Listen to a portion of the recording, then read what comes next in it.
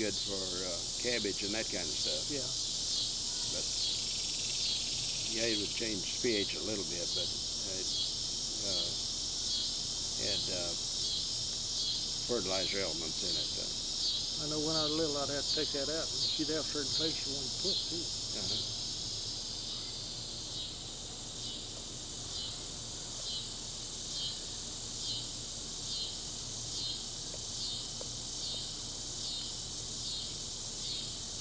Where were you born? I was born, you know where I went to that watermelon patch? Uh-huh. I was born down there somewhere. So you was born in Jimtown? Yeah. And then you came, you came to Pontotoc County before you went west, didn't you? Yeah. First time I remember living there, we lived west Stonewall. They tell me about it, I don't remember this. Frisco or Union No, Valley? It's before you got to Union Valley. You got from Stonewall, you know, T.G. Phillips' place was out there before you made that curve. Okay, you make that curve, and a few miles after you got up on that hill, we lived in an old house back on the west side of the road. It's not even there anymore. And I don't remember living there, but they tell me about it. And first I know, we moved from there, I guess down on Goose Creek. And I don't know how long we stayed there. In fact, I don't remember that. Then we moved to Bogey. And I got sort of old enough, I remember that. Then we moved back to Goose Creek.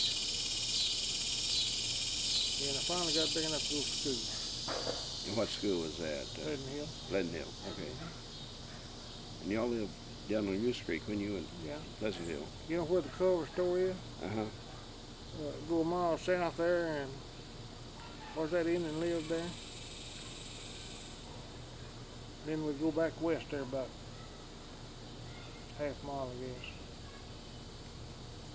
Humes. Humes. Yeah. You weren't far from Yellow Springs Church then, Indian Church down there, were you? No, it was right across England on the next section. We farmed the section to the south there, and it would have been in the next section and back to the southwest corner, northwest corner. Yeah, he wasn't far from our farm. Yellow Springs is just a little to the northeast of our farm. Now Yellow Springs. Could I be wrong on that? No, you're right. You're right, because you went south of the Culver store, you were east, and it was just a little bit to the northwest of you. Yeah, it was right west of Culver store there a mile, wasn't it? Yeah. Yeah.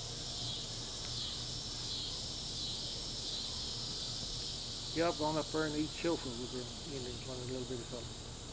Yeah, I've done that. It's pretty good going. Yeah, kill a hog and Yeah.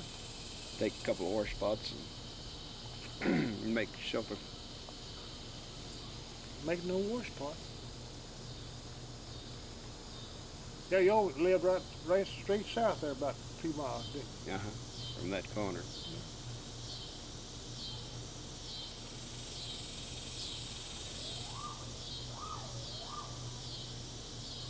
I don't know where, I remember y'all living over there from Pleasant Hill. You go back a little bit north and back east there. Yeah, that was Frank Carpenter's place. Yeah. He and his wife had 260 acres, two 160-acre sections. He got a lot done, she got a lot done. Remember, the government built all the Indians a house, and so they had a house up on the corner there, a mile north of the school. Yeah, I remember And that. then there was two old houses on each 160, and Mindy Phillips and her. Yeah, I remember them. They lived they lived on one 160, and we lived on the other. And our house was a log cabin with a wooden frame room built on the west side of the log cabin, and then a kind of a lean-to along the north side, and a porch on the south. Yeah, I remember. Bill was born there. That's what I was thinking. I always told him he should have been a politician because he was born in a log cabin. remember that.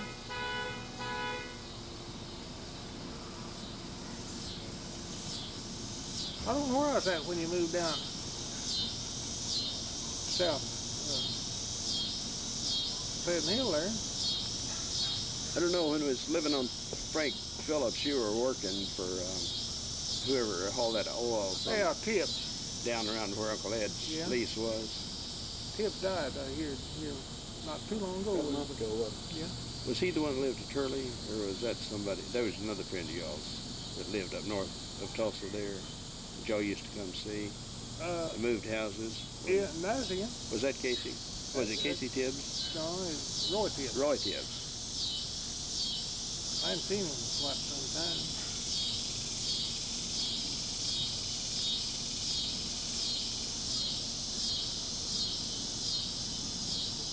But y'all still lived over where Bill was born then. Yeah, we moved. Dad bought that farm in 1940, and I think we moved it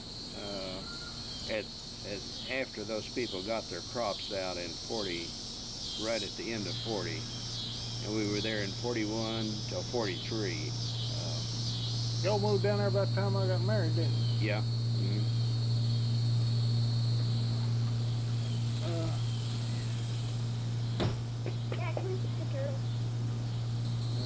I was wondering if you was as afraid of Dave as you let on like you were. He was always talking, when you was going to the 40, he was always talking about that big pistol he had up there, that big gun. He had it up there. And you were always joking. I was a little kid and I thought you was really afraid of him, but I doubt that you were afraid. Somebody stole that not too long ago.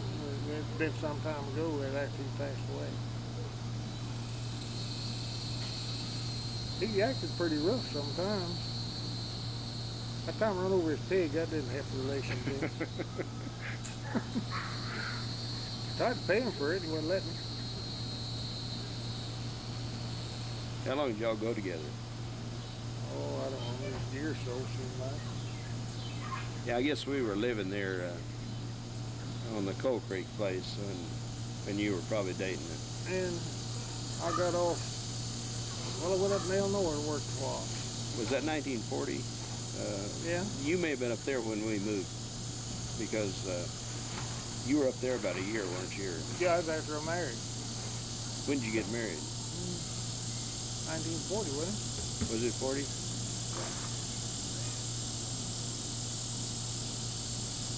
April 1940, please. Okay, so Mother and Dad bought that farm in the summer. We went down to Durant to a insurance company that had taken it over, foreclosed on it, and bought it from them. And I worked over, I worked like summers, for a long time. Over down in Continental, about a year. How long, And then I went to Roughneck. how long did you stay up at Illinois? Well, I went up there once and come back, didn't stay long that time. And I went up there again and I worked a little while. That office mess. I stayed at Grayville. And them little rigs, you make a hole about every 6-7 days. What was the town? Grayville. Rayville. And you go down the main street, you have to go and you'd run in the Wabash River. And we're staying in an old dormitory there, I guess. There might have been a college or something. I don't know. It was a big old house, had a lot of rooms in it. And it was packed so full to sometimes you'd have you'd go upstairs, there'd be a little sticking in behind where the stair would change directions. They'd be down in there on cot or something. Yeah, they'd feed you fish. It seemed like it was real cheap, and they'd feed you too, but it'd be fish. Day and night and Sunday too. And they about 2 or 3 bathrooms for the whole bunch. and they cooked up something and everybody ate it and got dysentery, and that wasn't awful smash you ever seen. Then it come a rain somewhere, didn't rain so much there, and the river got up and couldn't even get to the rig. I starved out and I had to come back home.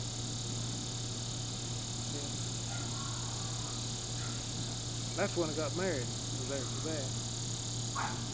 And Dave and Miss Romine had moved over on the highway just west of Tupelo by then, hadn't they? I remember y'all coming back from Illinois, and remember that pet coon y'all had over there? Mm-hmm. Boy, lad, that'd be the last coon I'd ever get. Was Nelda born in Illinois, or she born? No, she's born out there. Where they live. She was a baby when y'all did she go to Illinois with you? Or Yeah. Yeah, Yeah. That's what I thought. Yeah.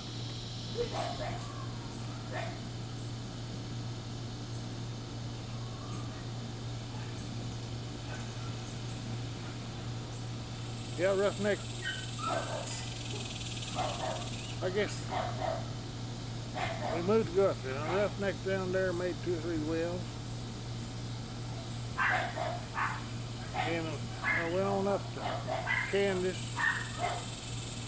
made 2 or 3 wells up there, and that's where I was at when the war broke out. We was out there rigging down morning when I heard about the attack over at Pearl Harbor. And they laid that old rig down, and we bumped in down there at Winfield, Kansas. The old boy I was with had a little seniority, and he bumped in down there at Winfield. And they finished that well, and they just, everything's shutting down. And I started home, and I got to Shawnee. I was checking things out, and I hard out, don't even remember the name of the company, but I hard out there, working derricks on 5-inch steel pipe on a double. And I went out there, I don't know, we stayed there a short time. I lived on kick food. And my old neck, jaws, and shoulder got to hurt me, and I thought it was just, what, pipe. It was big trips every day. To get me up the dirt, and that pipe leaking on it. Got up one morning, my old jaw just hanging down on the chest. I had the mumps. So I had to quit that. So I packed everything up. And I believe the landlady give my money away. Give my money back to me. When they even came to her with them mumps. She just give my money back and set me on. And on the way, we went back to Mr. Romine. On the way, I had a flat. Just wondered I'd got out of them mumps. And I got down there, and the next day, I still having fever, sick as pup. You know, Uncle Ed, he was down on King Lee's, and it was time for his vacation, and they wanted me to go down there and work his vacation, of course, on less wages. So I went down there and worked 2 weeks for him while he was on vacation. And my old jaw was going down quite a bit by then. And they wasn't no work nowhere. I called around, and finally somebody called me out of Illinois. And loaded Bonner up, Nelda, she's a little bitty squirt. And she had no little white dog. I think I had $35. Old 36 Ford, and I left there for Illinois. Made it. I was up in Canada in May, and one of the guys had several pulling unit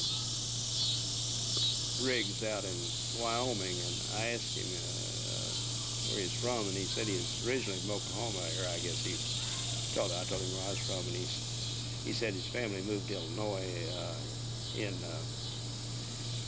about 1940, and then he wound up in Wyoming. But I was telling him that you were up there at that time.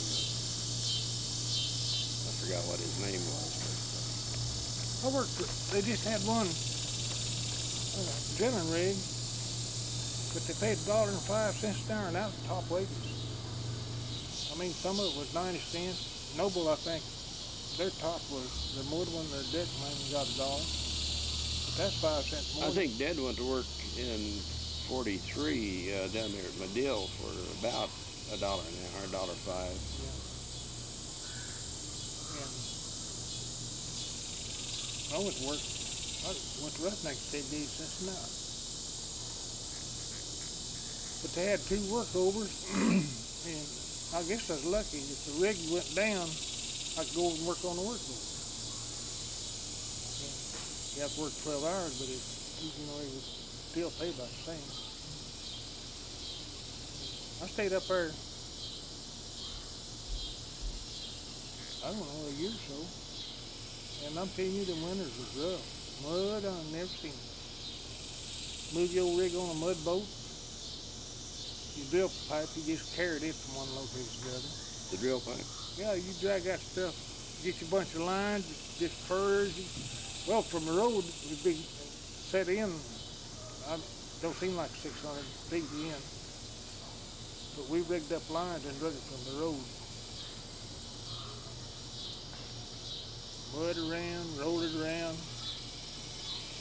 Of course, it wasn't about 1,800 foot, and the little rigs wasn't all that big. Didn't have no block runners, nothing like How that. deep were you drilling? About 1,800 foot. Sometimes you get on deep and go 2,700, 2,800 foot.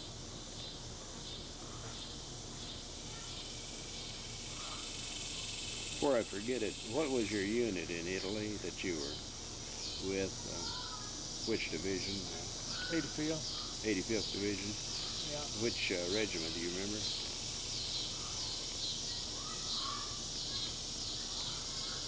I believe it was 387, something K. I'd have to check before she wrote many letters on that.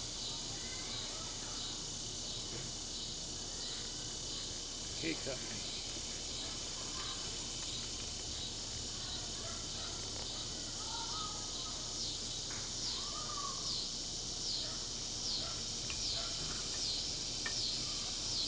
Yeah, that was pretty rough going. That oil field got about, you didn't have to dodge bullets. It would get pretty muddy. You get $1 or $2 ahead, they'd shut down everything.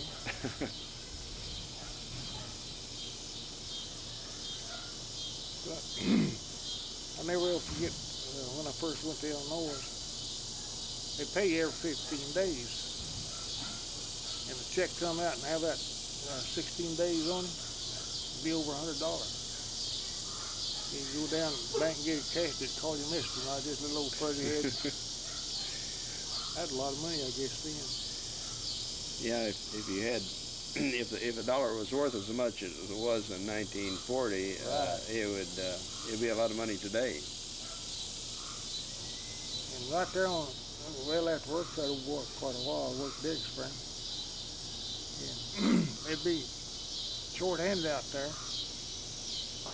Yeah, it's other rigs. And it wouldn't take